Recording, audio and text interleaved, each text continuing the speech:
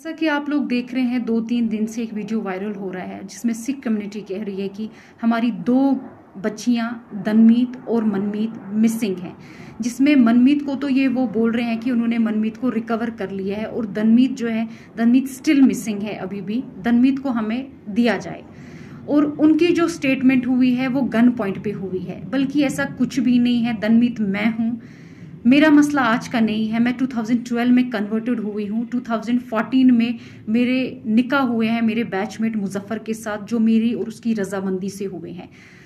उसके बाद 6 जून 2021 में अपने घर से निकली। मैंने अपने घर में कॉल भी किया कि मैं अपनी मर्जी से निकली हूँ, मुझे ढूंढना नहीं।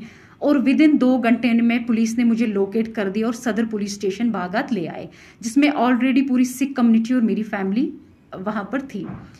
उसके बाद एसएचओ ने मेरा स्टेटमेंट लिया, जो मेरा स्टेटमेंट सिर्फ ऑरल ले रहा था। मैंने उसको ये बोला, आप मेरा स्टेटमेंट रिटन कीजिए, आप जो मैं बोल रही हूँ आप रिटन कीजिए। मैं उनको ये बता रही थी 2012 में मैं कन्वर्टेड हुई हूँ, 2014 में मेरे निकाह हुए हैं, मेरे डॉक्यूमेंट्स हाई कोर्ट के हैं, आप एक बार डॉक्यूमेंट्स चेक कीजिए मेरे।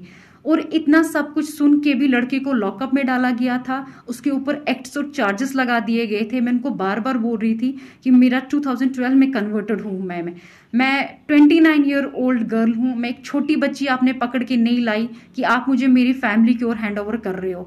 वो उन्होंने मेरी फैमिली को बिना कोई मेरी स्टेटमेंट रिटन किए हुए मेरी फैमिली को मुझे दे दिया। मैं बार बार उनसे ये कह रही थी कि प्लीज आप मेरे डॉक्यूमेंट्स देखिए। उन्होंने मेरे डॉक्यूमेंट्स चेक भी किए, स्टिल उन्होंने मेरी फैमिली को मुझे हैंड ओवर कर दिया। और उसके बाद ही नेक्स्ट डे 7 को मेरी फैमिली मुझे यहाँ से जम्मू ले गई। और जम्मू जाते ही क्या हुआ, जम्मू जाते ही वो लोग मुझे पंजाब ले गए। पंजाब में मेरे को अलग अलग फेडरेशंस मिलने आ रहे थे, वो मेरे को ब्रेन वॉश कर रहे थे। वो वहां पर मेरे को ये समझा रहे थे कि आप जो स्टेटमेंट है वो अगेंस्ट देना, लड़के के फेवर में नहीं देना। मैं वहां पर भी सबको यही बोल रही थी कि लड़के ने मेरे को कोई किडनैप नहीं किया है, मैं अपनी मर्जी से आई हुई हूँ। हमारे पास हाई कोर्ट के डॉक्यूमेंट्स है, आप वो देख सकते हो। लड़के के ऊपर जो भी एक्ट्स लगे हैं वो बेसलेस हैं, फॉल्स हैं, क्योंकि ये सब मेरी रजामंदी से हुआ है। हमारे जो डॉक्यूमेंट्स है वो हाई कोर्ट के डॉक्यूमेंट्स हैं। इतना सुनने के बाद भी उन्होंने मुझे कहा नहीं ऐसा नहीं हो सकता है, हम आपको उनके पास वापस नहीं भेज सकते हैं। मैं उनको बार बार कहती थी आपने कोई 16 साल की बच्ची पकड़ के नहीं लाई है, मैं एक मैच्योर गर्ल हूं और मैं एक एजुकेटेड गर्ल हूं। इतना सुनने के बाद भी वो मुझे यही थ्रेटनिंग दे रहे थे कि अगर आपने ऐसा स्टेटमेंट वहां पर दे दिया जो स्टेटमेंट लड़के के फेवर में होगा, तो हमारे शूटर्स वहां पर बाहर आपका वेट कर रहे होंगे, आपको निकलते ही शूट कर दिया जाएगा, या तो वैसा नहीं अगर हम करेंगे एसिड अटैक तो आप पे हो जाएगा, या हम उनकी फैमिली पे एसिड अटैक कर देंगे। वो मुझे थ्रेटनिंग सीधे दे रहे थे मेरे फेस पे। उसके बावजूद भी मैंने उनको कोई वीडियो नहीं दिया। वो मुझे कह रहे थे आप हमें अपना वीडियो दीजिए, वो वीडियो हम कश्मीर में दे देंगे, कश्मीर का जज उस वीडियो पे अपनी जजमेंट दे देगा। लेकिन मैं उनको कह रही थी ठीक है वीडियो तो मैं नहीं दूंगी, अगर मैं स्टेटमेंट दूंगी, मैं जज के सामने स्टेटमेंट दूंगी, मैं वहां पर ही दूंगी, क्योंकि सब मेरी रजामंदी से हुआ है। मैं किसी बेगुनाह को नहीं फंसा सकती, क्योंकि ये सब कुछ मेरी रजामंदी से हुआ है। जब मैं घर से निकली मैंने घर में कॉल भी किया कि मैं किडनैपिंग नहीं है, आप लोग मुझे ढूंढना नहीं, मैं अपनी मर्जी से निकली हुई हूँ। और उसके बाद भी उन लोगों ने मेरी बात नहीं सुनी। तो हम जम्मू आ गए, क्योंकि उन्होंने उनका जो प्लान था, जो उनका नेक्स्ट प्रोपागेंडा वहां पर ये था कि लड़की को गोल्डन टेम्पल से बाहर निकालो, लड़की जैसे ही बाहर निकलती है हम इस पे कोई अटैक कर देंगे। मे बी वो कुछ भी हो सकता था, वो एक्सीडेंट भी हो सकता था, वो शूट भी हो सकता था। तो उसके बाद हम एक पोस्टमार्टम रिपोर्ट देंगे, जिस पोस्टमार्टम रिपोर्ट में हम ये मेंशन करेंगे कि ये एक सडन डेथ हुआ है, इस लड़की का हार्ट कोलैप्स हो गया है या इसको ब्रेन हेमेज हो गया है। हम जो भी करेंगे हम बिल्कुल साफ सुथरा करेंगे। हम इसको ये बता देंगे इस पे सिर्फ इसका एक सडन डेथ हुआ है, आप लोगों को कोई कभी किसी चीज में नहीं पकड़ सकता है। और ये चीज मैंने सुन ली थी। मैंने अपनी फैमिली को मॉर्निंग में इंसिस्ट किया हम यहाँ पर नहीं रहेंगे, चाहे कुछ भी हो जाए, मैं यहाँ सुसाइड कर लूंगी, हम यहाँ से निकल जाएंगे। हम यहाँ से निकलते हैं, ठीक है जैसा आप बोलोगे जम्मू में मैं आपको ये स्टेटमेंट दे दूंगी, बट मैं पंजाब में ये स्टेटमेंट कभी भी नहीं दूंगी। और उसके बाद हम लोग जम्मू आ गए। जम्मू आते ही जैसे हम एक दिन रुके, नेक्स्ट मैं अपनी फैमिली के साथ 6 जून से लेके 25 जून तक थी। 25 जून को मॉर्निंग में मेरे फैमिली में कॉल आया कि हम कश्मीर पुलिस से हैं, हम गेट के बाहर हैं, आप आइए। तो मेरी फैमिली में 2 बंदे बाहर गए, वो उनसे मिले।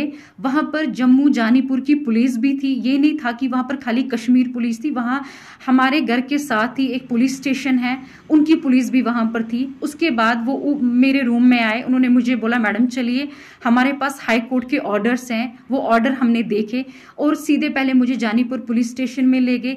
जानीपुर पुलिस स्टेशन के बाद उन्होंने मुझे जानीपुर SHO ने मुझे हैंड ओवर किया कश्मीर पुलिस के हवाले। और उन्होंने को बोला, जब सब उन्होंने हाई कोर्ट के ऑर्डर्स देखे, हाई कोर्ट के डायरेक्शंस देखे, तो उन्होंने बोला आप लड़की ले जा सकते हैं। और उसके बाद ही हम आगे हम यहाँ पर पहुंचे, मुझे वुमेन्स पुलिस स्टेशन में रखा गया। वहां पर मेरे को ना कोई मिलने आया, ना मैं किसी से मिलना ही चाहती थी। और नेक्स्ट डे ही मेरे को सदर पुलिस स्टेशन से पुलिस की गाड़ी आई जो मुझे कोर्ट ले गई। और आप सब एजुकेटेड हैं, मैं खुद भी एजुकेटेड हूं, आपको पता है कोर्ट में कोई किसी को गन पॉइंट पे कभी उसकी स्टेटमेंट नहीं ले सकता। अगर ऐसी चीजें होने लगी फिर कोर्ट पे भी तो कभी हम यकीन नहीं कर सकते हैं ना, क्योंकि ये सब तो आपको पता ही है, कोर्ट पे कोई किसी को गन पॉइंट पे नहीं रख सकता है। और मेरे को जैसे जम्मू में लाया गया, मैं तो किसी से भी नहीं मिली, मेरे को तो वुमेन्स पुलिस स्टेशन में रखा गया। उसके बाद ही सुबह स्क्वाड आई, किसी को नहीं पता था कि मेरी हेयरिंग है, क्योंकि मेरी हेयरिंग ऑलरेडी 3 बार डिले हो गई थी, क्योंकि तीनों बार 6 से लेके 25 तक हम आउट ऑफ स्टेशन थे, हम जम्मू, हम पंजाब में थे। मेरी जो हेयरिंग है वो मिस होती गई। हाई कोर्ट के डायरेक्शन से मुझे यहाँ पर बुलाया गया, मुझे कोर्ट तक पहुंचाया गया।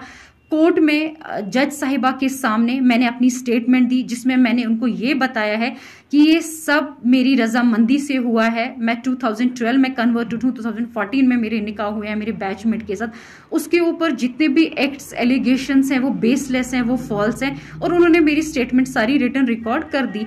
तो आप सब भी ये जानते हैं कि अगर जज के सामने भी कोई किसी को गन पॉइंट पे रख सकता है तो हम तो किसी पे यकीन नहीं कर सकते हैं। आप सब तो जानते ही हैं ना, सबके फैमिली मेंबर्स, किसी का कोई कोर्ट में होगा, सब इसमें जानते हैं कि जज के सामने ये चीजें नहीं हो सकती हैं। अगर ये चीज होनी होती है तो पहले ही हो गई होती, फिर तो ये मुझे आराम से यहाँ पर ला सकते थे अगर मेरी स्टेटमेंट ऐसी होनी होती। और जज के सामने ऐसा कुछ भी नहीं होता है, ये आप सब वेल नोइंग और वेल अवेयर हैं। और मैं एक एजुकेटेड गर्ल हूँ, मेरे को पता है मेरे राइट्स क्या हैं क्या नहीं है। सो प्लीज आप इसको एक रिलीजन का मसला मत बनाइए, एक पॉलिटिकल इशू मत बनाइए, एक माइनॉरिटी किस्सा मत बनाइए, क्योंकि जो चीज अपनी रजामंदी से होती है इसको माइनॉरिटी में मत लाइए। क्योंकि मैं अपनी मर्जी से कन्वर्टेड हुई हूँ। और प्लीज मैं सबसे ये बोल रही हूँ कि ये 2 दिन और 3 दिन का मसला नहीं है, 2012 का मसला है। मेरे डॉक्यूमेंट्स पूरी सिख कम्युनिटी के पास है इस टाइम पर। मुझे समझ नहीं आ रहा है वो ये क्यों बोल रहे हैं गन पॉइंट पे रखा गया है। हम कोई छोटे बच्चे नहीं है, मैं कोई छोटी बच्ची नहीं हूं, मैं 28 ईयर्स ओल्ड गर्ल हूं। मेरे को कौन गन पॉइंट पे रख सकता है? ऐसा है कि ऐसा भी होने लगा, गन पॉइंट पे स्टेटमेंटें होने लगी, फिर तो मुझे लगता है हर एक स्टेटमेंट ऐसी होनी चाहिए। ऐसा कुछ भी नहीं है, मेरी हर स्टेटमेंट जो है वो मेरी रजामंदी से हुई है। मेरे को कोई दबाव किसी का नहीं था, किसी का भी मेरे को। इनफैक्ट अगर दबाव मुझे दिया गया वो मेरे को बाहर दिया गया कि अगर आप कश्मीर में आपने लड़के के फेवर में कोई भी स्टेटमेंट दी, हम आपको जिंदा नहीं रखेंगे, आप पे अटैक होने वाला है, उसकी फैमिली में होने वाला है, उसके ऊपर हो जाएगा। लड़के को हम कभी सेंट्रल जेल से नहीं निकलने देंगे।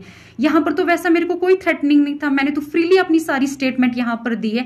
और प्लीज मैं आप सबसे ये बात बोलती हूँ, इसको प्लीज रिलीजन को बीच में मत लाइए, माइनॉरिटी को कम से कम बीच में मत लाइए, क्योंकि ये माइनॉरिटी का किस्सा नहीं। आप लोग प्रोपेगेंडा बना रहे हो, माइनॉरिटी में ऐसा हो रहा है वैसा हो रहा है, ऐसा कुछ भी नहीं है। मेरे को अपने राइट्स पता है, मेरे राइट्स क्या हैं। सो प्लीज आप ये चीजें मत इसमें कीजिए, माइनॉरिटी को बीच में मत कम से कम लाइए कि माइनॉरिटी को देके हमारी बच्चियों के साथ ऐसा हो रहा है वैसा हो रहा है। क्योंकि बच्चियां बच्ची नहीं है, जो बच्ची 28 ईयर्स ओल्ड गर्ल है उसको तो सुप्रीम कोर्ट के ऑर्डर्स है, वो अपने राइट्स खुद चुन सकती है। Right to religion, right to marriage, ये तो आप सब नोएंगे इस बारे में।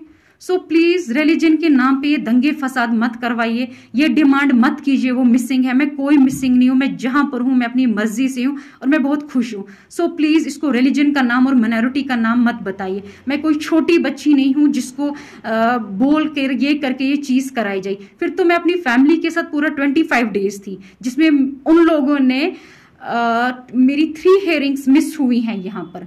और 4th हियरिंग में जब हाई कोर्ट के डायरेक्शन से तब मैं यहाँ पर पहुंची हुई हूँ। सो प्लीज आप इसको माइनॉरिटी का किस्सा मत बनाइए, इसको इतना बड़ा पॉलिटिकल इश्यू मत बनाइए। जो चीज अपनी रजामंदी से हुई है उस चीज को प्लीज आप लोग पॉलिटिकल इश्यू और रिलीजन इश्यू मत बनाइए। Okay, thank you.